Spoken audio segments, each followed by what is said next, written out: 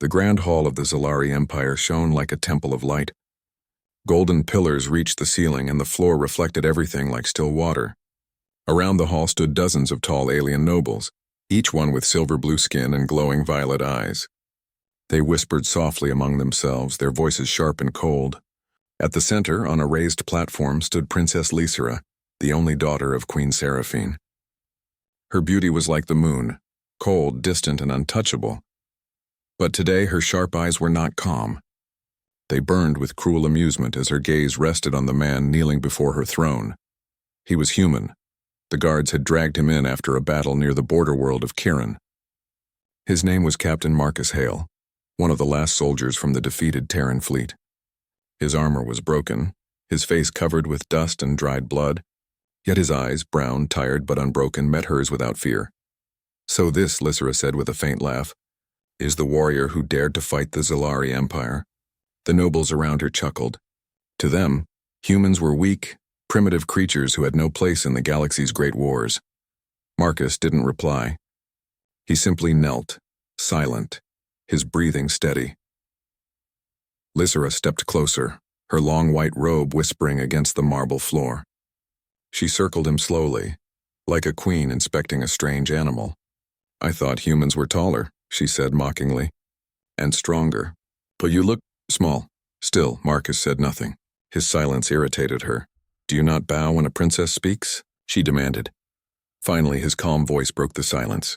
"Respect," he said softly, "is something that must be earned, not demanded." The hall went utterly quiet. No one had ever spoken to Lysera like that. Not soldiers, not servants, not even foreign rulers. The guard stepped forward in anger, but Lysera raised a hand. Her expression was unreadable, caught between surprise and fury. "Brave words," she said after a moment, her voice cold again. "For a man who kneels before me in chains." Marcus looked up, his brown eyes meeting her violet ones. "Chains don't decide courage," he said. "Only choice does." Something flickered inside her chest. She wanted to shout, to remind him who she was, but instead she hesitated. This human's voice carried no fear, no weakness. He looked at her as if she were not a princess, not a conqueror, but just another being. She turned away sharply, trying to hide her confusion. "You speak well for a defeated creature," she said. "Perhaps I should keep you." A talking human pet would amuse the court. Laughter rippled through the hall again, but Marcus didn't flinch. He only looked at her with quiet defiance, and somehow, that made her laughter feel hollow. Queen Seraphine, who sat silently on the high throne behind her daughter, observed the exchange with calm, ancient eyes. The queen said nothing, but there was a hint of curiosity in her expression. She had seen thousands of warriors from hundreds of worlds, but none had ever spoken to a royal in such a manner. The queen finally rose. "Enough," she said softly, but her voice carried through the hall like thunder. "Take the human to the holding chamber. He will be questioned later."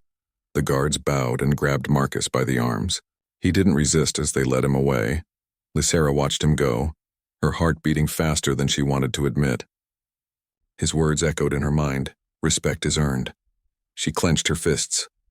"He's just a human," she whispered under her breath, as if trying to convince herself.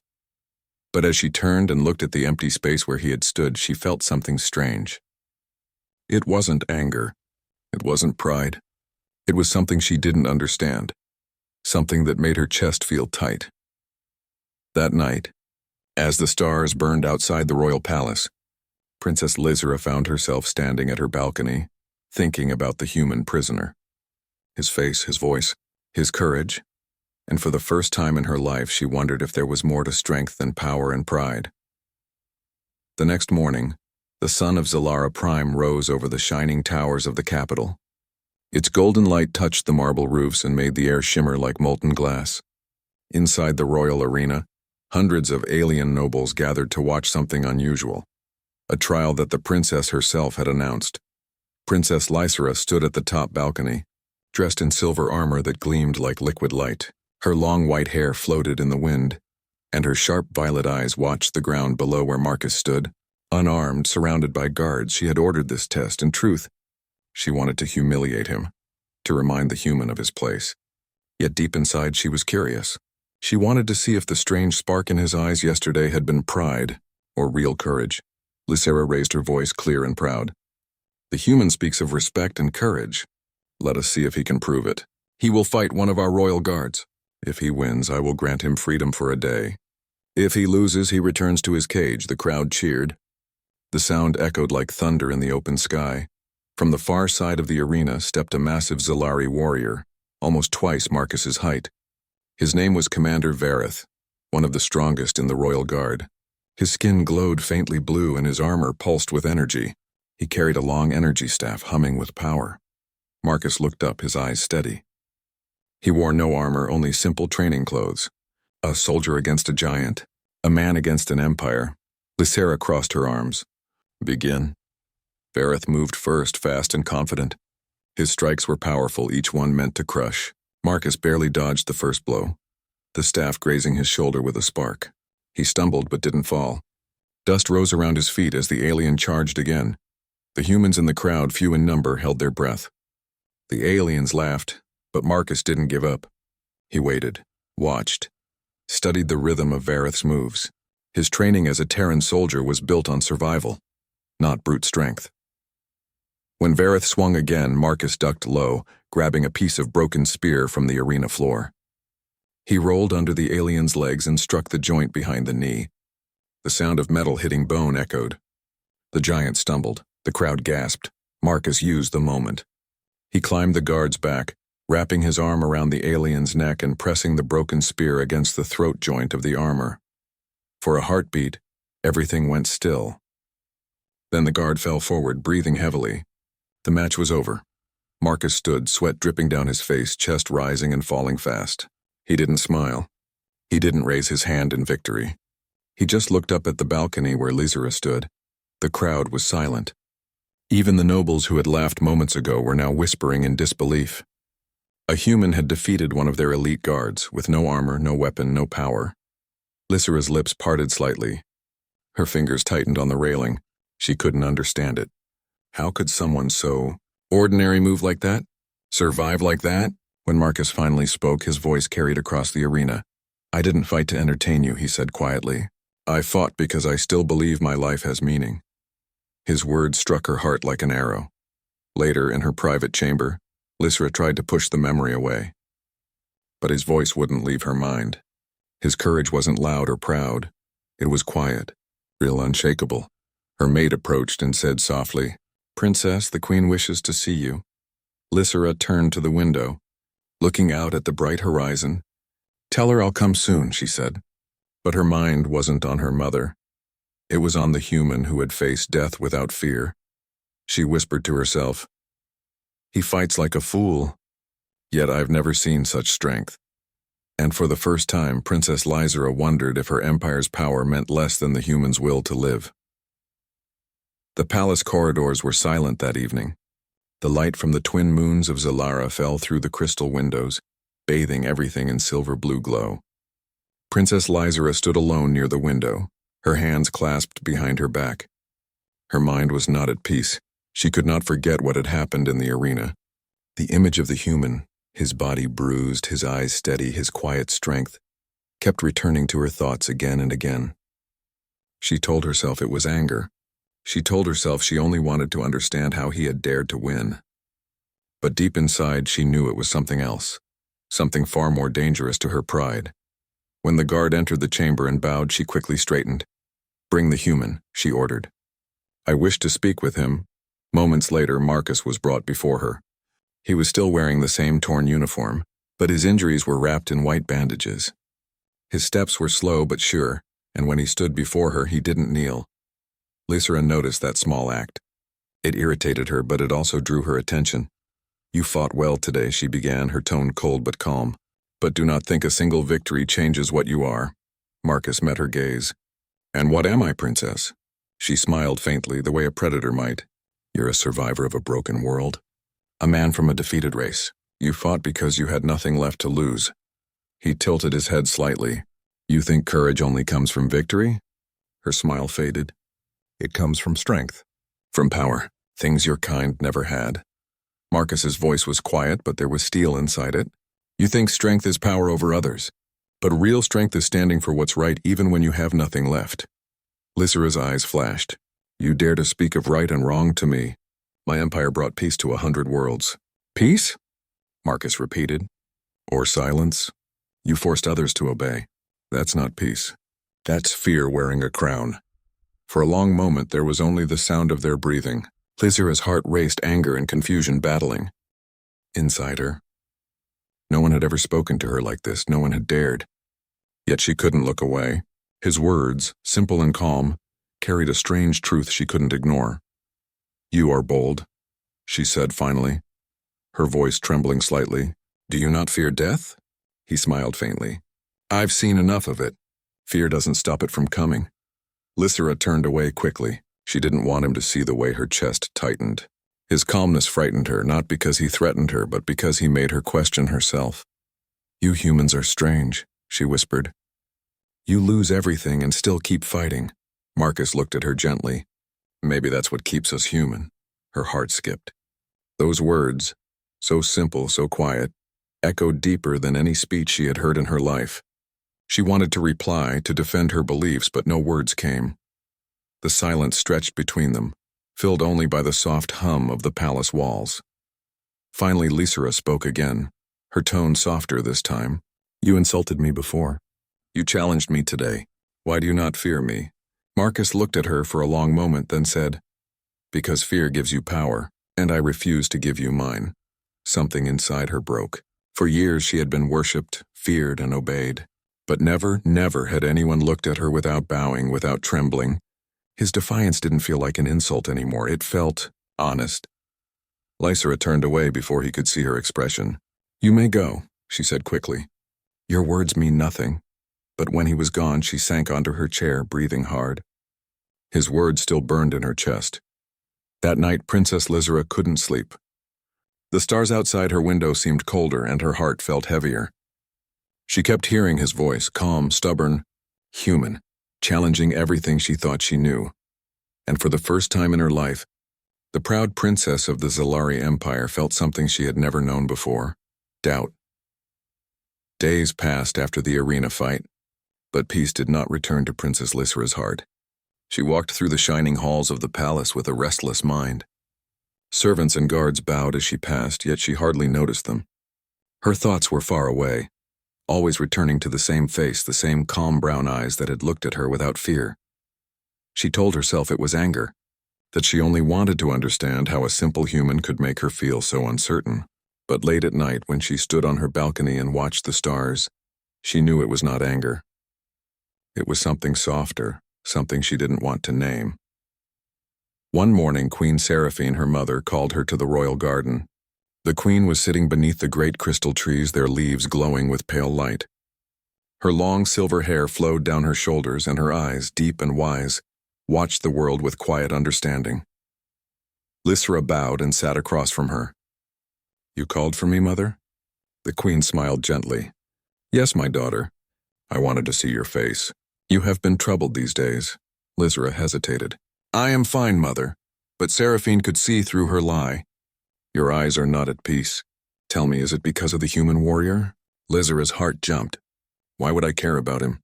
He is nothing. The queen tilted her head slightly, her voice calm. If he were nothing, you would not be restless. You would not think of him when the moons rise. Lysira's lips parted, but she could not find words. Her mother's eyes seemed to read her thoughts like an open book. He insulted me, Lysira said finally. He spoke to me as if I were not royalty, as if I were just another person. Seraphine smiled softly. And that bothers you? Yes, Lysira said sharply. No one has ever spoken to me that way. He questioned everything, our empire, our power, even me. And did his words sound false to you? Lysira looked down. No, she whispered. The queen nodded slowly. Then that is why they hurt. Truth always cuts deeper than lies. Lysira frowned, confused. You admire him, don't you? The human. I respect him, the queen said. I have seen thousands of warriors from hundreds of worlds, but the humans, they are different. Fragile in body, yet strong in heart. When they lose, they stand again. When they are broken, they rebuild. They have a fire that no empire can conquer. Lysira shook her head. But they are weak, mother. We defeated them easily. Seraphine looked toward the horizon. You defeated their armies, yes. But their spirit? No one has ever defeated that. Even now the human stands proud in his cell. He has no weapons, no freedom, yet he carries himself like a king. Those words struck Lysera's heart. It was true. Marcus never begged, never bowed. Even when she mocked him, he looked at her with calm eyes that seemed to see right through her arrogance. The queen's voice grew softer. Perhaps that is what draws you, my daughter. Not his defiance, but his heart. You have grown among people who worship power, but he has shown you something new. Lysera felt her throat tighten. Mother, are you saying I care for him? Seraphine smiled gently. I say nothing, my child.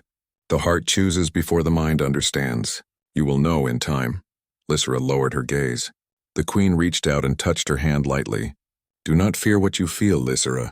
Sometimes the stars send us lessons in the form of people we least expect. The wind moved through the crystal leaves, making a soft chime. Lysera looked up at her mother's face, calm, wise, and kind. I do not understand him, Lysera whispered. He makes me question everything I believe. That is what the brave do, said the queen. They make others see the truth. As Lysera walked away from the garden, her heart was heavy with new thoughts.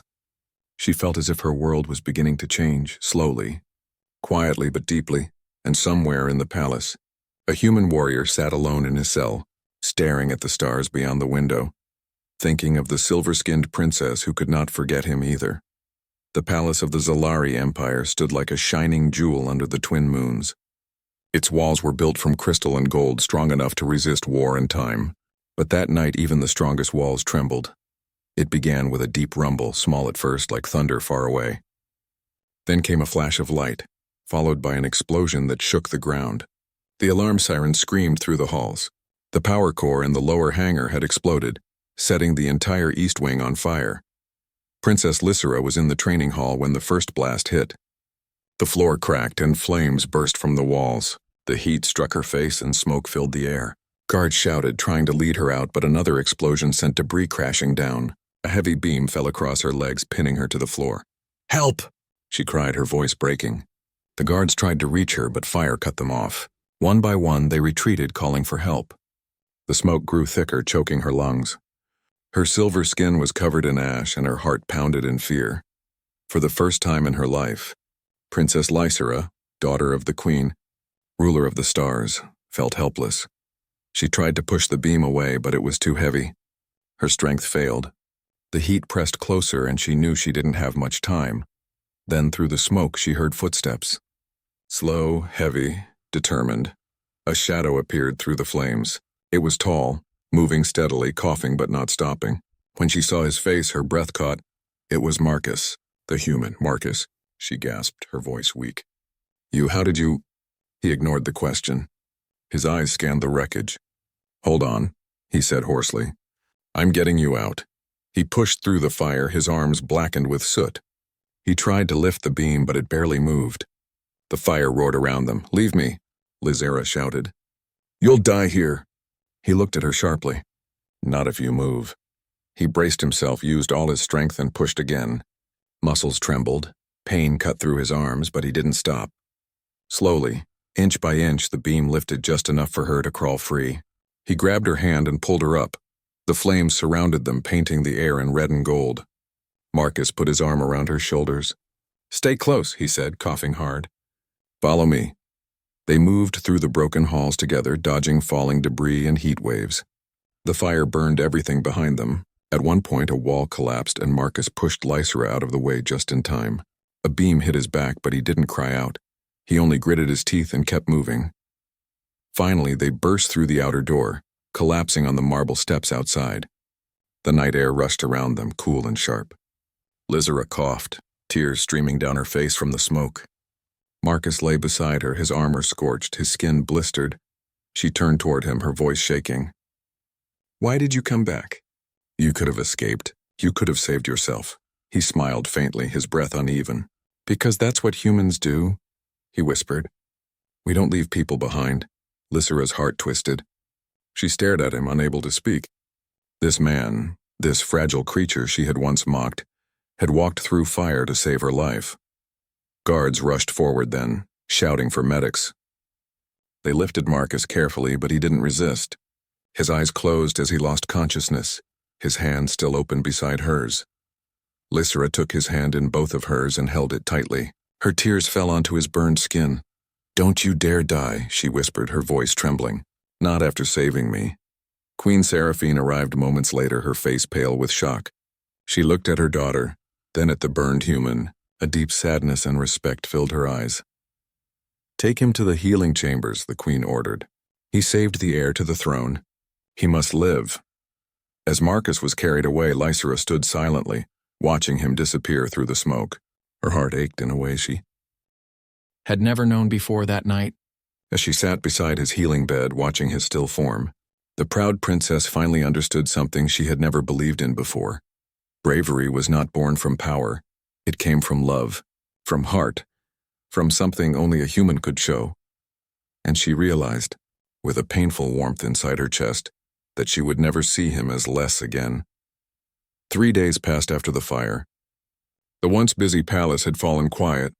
The air no longer smelled of smoke, but of worry and whispers. Every corridor carried the same rumor. The human had saved the princess's life. Princess Lysra had not left the healing chamber since that night.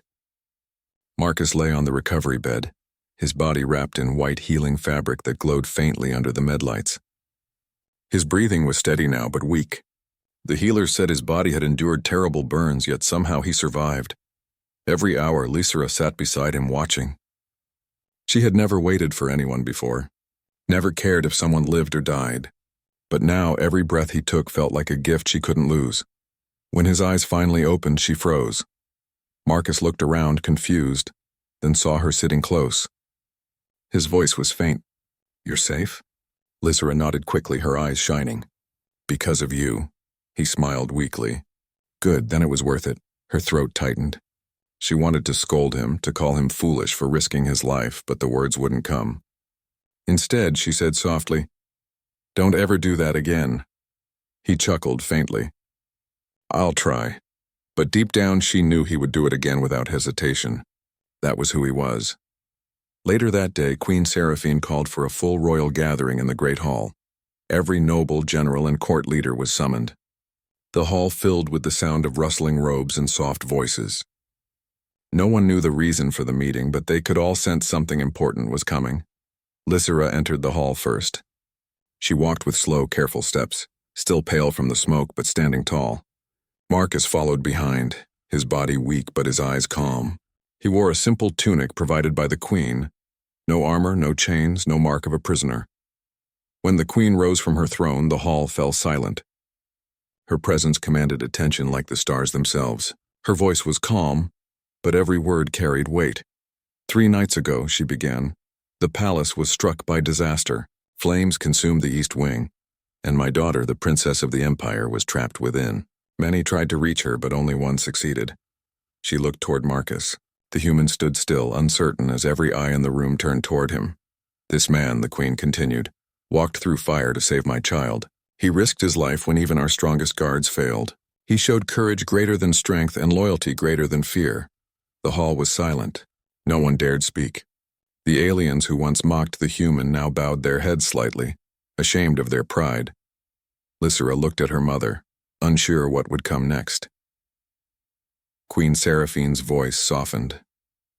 "By ancient Zalari law, when a life of royal blood is saved, the savior is forever bound to that blood. The bond cannot be broken." Lysra's heart skipped. "Mother, what are you saying?" she whispered. The queen turned her gaze toward her daughter. "I am saying that this man, this human, will no longer be a prisoner of our empire. He will be your protector, your equal." She paused, then spoke the final words clearly. "And your husband." The hall erupted in shocked murmurs. Some nobles gasped aloud. Lysra stood frozen, staring at her mother in disbelief. Marcus's face showed pure confusion. "Your Majesty, The queen raised a hand gently. "You have already proven your worth, Captain Hale. No word is needed." Lysra's lips trembled. "Mother, this cannot be." "He is human," the queen interrupted softly.